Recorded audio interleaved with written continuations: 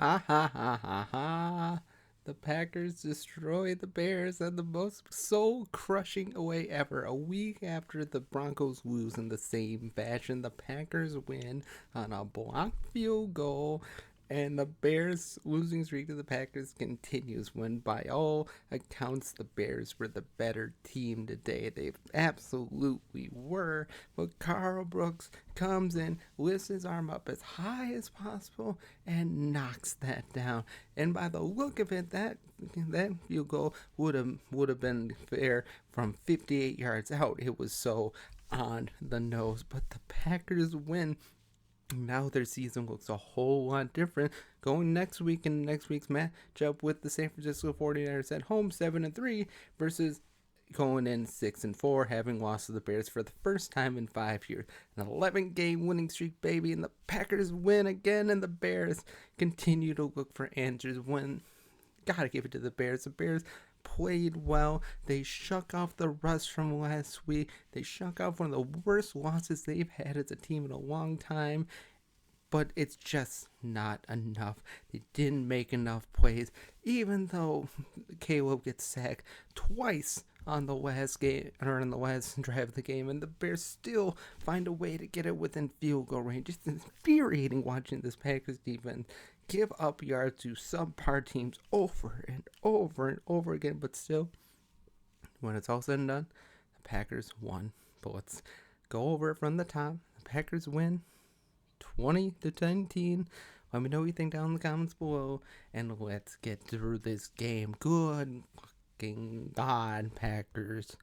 Boy, did you win by the skin of your teeth. The Packers had every reason to win this game, especially after the way they started off with a quick 7-yard drive down the field, getting the touchdown, and it's 7-0 right off the bat, and the Bears' memories of old flood back. It's like, oh my God, we're in for it again. We're going to lose again. But the Bears got a field goal. So at the very least, they scored on the first drive to keep it close. But then the Packers proceed to have only two more drives the rest of the first half. And one of them ends in a goal line or red zone interception by Love. He's done that like 3 fucking times this year. 3 times. It's got to stop. It's just terrible. Jordan Love, for all the good plays he makes, it's just he still throws interceptions at the wrong time in the most pressure situations. But still, a win is a win. But heroes of the game today for the Packers. Josh Jacobs was great running the ball. Got stopped a couple of times, but was pretty solid throughout the day. And he even opened up the passing game for himself, which is really nice to see because he's just not known for being receiving type back. Christian Watson, 4 catches, 150 yards. Yes, a lot of that yardage is inflated by his last catch, but man, he had a nice bounce back day after what has been a pretty disappointing year, even though he's been able to stay healthy for most of the year. Offensive line today held up for the most part. I think they only gave up 1 sack today, so that was good. Other receivers, Jaden Reed had a nice touchdown today to open up the scoring today. But again, the main thing was the defense. You know, for all the talk that I heard after going to the Packers game against the Lions a couple weeks ago in that rainy sub festival, everybody's like, oh, the Packers defense played well. They played so well. They held the best teams in the league to only 145 yards of offense. Well, then they turn around off the bye week and they just get crushed on the run. Crushed. I mean, take away that one big run for DeAndre Swift and they didn't do all that well. But Caleb was getting out of the pocket. I mean, just running. There's no way the Packers could stop them the whole time. He's just eating them alive all day long. And, I mean, they gave up like 60 rushing yards to Caleb Williams in the first half. That can't happen. That can happen, but then again, the Packers have always been susceptible to pass or to mobile quarterbacks like Caleb Williams. Scoring wise for the Bears today, Roshan Johnson had a touchdown. DeAndre Swift had a really nice touchdown late in the game to put them up. But Caleb, again, was pretty efficient today. He only had like 7 or 8 incompletions, over 230 yards, no touchdowns again. So, again, that needs to get better. But on the same side, he didn't throw any interceptions. So again, fourth game in a row for Caleb Williams with 0 touchdowns, but at the very least 0 interceptions as well. But again, when it gets down to it, the Packers won the most soul-crushing way possible. Let's go to the final drive. Okay, sack. Bears are 3rd and 19. Next play, big 17-yard, or I think it was 16-yard pass to Odunze. Then, you give up an easy catch for the 4th down conversion. And then, they just get beat down constantly. They're just unable to stop anything, just unable.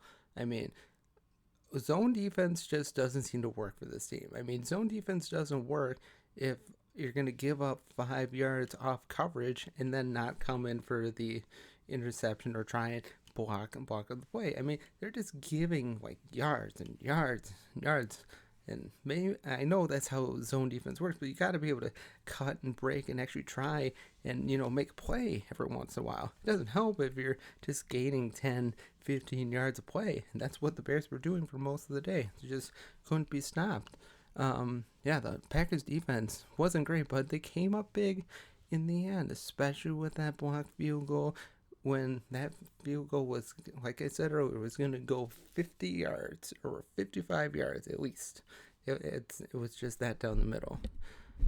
But yeah, the Packers were able to win, and yes, they crushed the Bears' souls once again. They didn't dominate by any means, and certainly weren't one of the best teams of the week. But man, they pulled it out. They won. But before we get to the end, it had a couple of nice plays for Watson today. That really nice play or catch where he caught it, was down, then and got up and carried it for like another 40 to 50 yards. It was great. He had the mind to get up and keep going. And yes, a lot of people might say like, oh, it was down, but clearly he had the ball the whole time. And yes, even the ball kind of touched the ground, the hand was always underneath the ball. There was never any danger of it coming out. So anyway, it made a really nice play. I honestly think that last play for Jordan Love where he extended out was a touchdown, but it was just probably didn't have a nice aerial view to counteract, but it clearly looked like the ball was over the pylon and inside it as well, but they still ended up scoring. But one thing I need to talk about for the Packers today is the play calling at times. That design, that 2-point conversion was dreadful. Dreadful. First of all, in a game where you're playing against a team with the best red zone defense in the league, why are you running it down their throats? It just stood no chance of converting. And as a result, all of us Packer fans had to sweat it out the rest of the game, while your defense just giving oodles and oodles of yards. But on the bright side, again, Karl Brooks gets the block. Packers win. Now they're 7-3. The Bears are 4-6. Yeah, just not good times for the Bears. Again, at the very least, Eberflus will not be fired after this game, but this doesn't save his job by any means. A win might have extended it for maybe just giving them a shot, but Eberflus probably still is getting fired at the end of the year. And again, the carousel of coaches will begin again. But Packers just have a lot of things to work on still.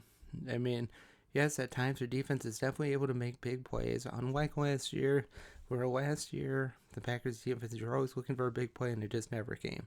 This year, at the very least, the big plays have come at the right moment. Those 2 sacks on the beginning of the drive. Sure, they ended up giving up the yardage and allowing the Bears to get into range for a field goal, but the plays are there.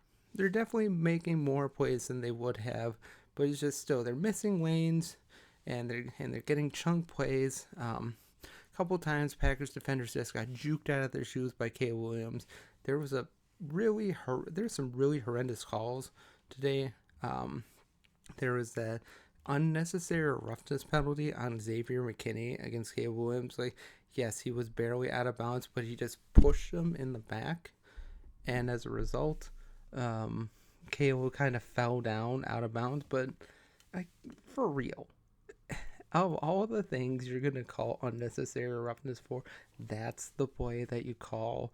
But again, if you didn't notice, I got big old Xavier McKinney's jersey, so he didn't have the best day today, but when he needed to, he was out there. But again, Packers win. That's the biggest thing. The Packers win. The Packers are 7-3 going up against San Francisco next week, and the Bears continue to lose to the Packers in a day where they were honoring one of the worst Hall of Famers of all time in Devin Hester. Yes, Devin Hester does not belong in the Hall of Fame. I don't care what you people say.